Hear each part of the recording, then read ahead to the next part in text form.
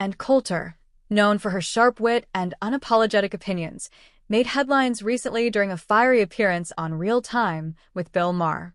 In a debate that escalated quickly, Coulter clashed not only with Maher but also with the rest of the panel, which she characterized as a group of woke activists. The discussion, centered around hot-button cultural and political topics, turned into a verbal battlefield, leaving the audience captivated and social media ablaze. The episode was a prime example of Coulter's controversial yet effective debating style, as she systematically dismantled the arguments of the panel while sparring with Maher in his own arena. Setting the stage.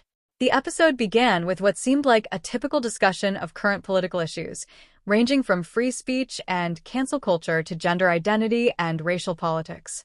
While Maher often criticizes the extremes of the left, he found himself aligned with some of the panelists who took issue with Coulter's more conservative stances. Coulter, however, was ready for battle. From the moment she joined the discussion, it was clear she had no intention of backing down. Her first clash came when the panel discussed the topic of cancel culture and its impact on public discourse. The cancel culture debate.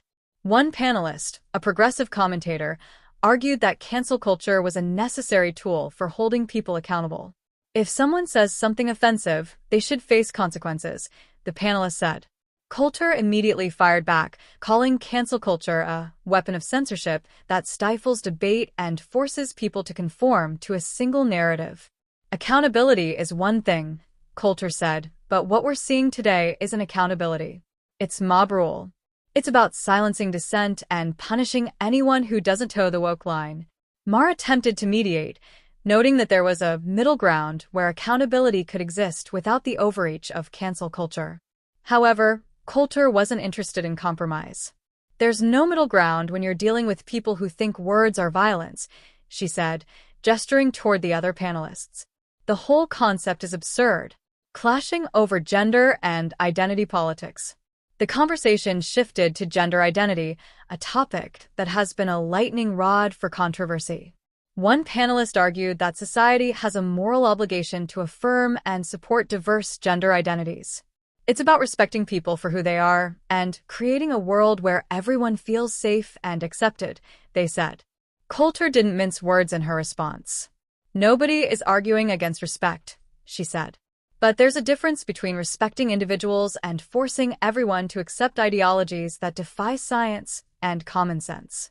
If you want people to agree with you, maybe don't call them bigots when they ask questions. Her comments drew audible gasps from the audience and visible frustration from the other panelists. One accused her of being dismissive of marginalized communities, to which Coulter responded, "I'm not dismissing anyone. I'm just saying that forcing everyone to participate in your delusion isn't progress, it's tyranny."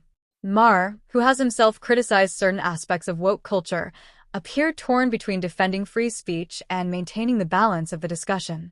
"And you can't just dismiss people's lived experiences like that," he said. "Bill, lived experiences don't trump facts," Coulter shot back. "If we're going to build policy or redefine societal norms, it should be based on reality, not feelings." Racial politics and the clash of ideologies. The debate turned even more contentious when racial politics entered the conversation.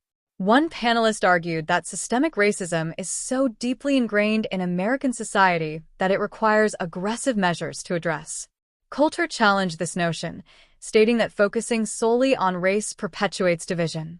"The more we obsess over race, the more divided we become," she argued. "Instead of teaching kids to view each other as individuals, we're teaching them to see everything through the lens of oppression and privilege. That's not unity. That's indoctrination." When Maher asked her to clarify how racial disparities could be addressed without acknowledging systemic issues, Coulter replied, "You address disparities by focusing on solutions that help everyone: better education, more job opportunities, economic growth, not by telling one group of people they're inherently oppressed and another that they're inherently guilty." Her comments sparked a heated back and forth, with one panelist accusing her of downplaying the struggles of marginalized communities. Coulter fired back, accusing the panelist of weaponizing guilt to push a divisive agenda.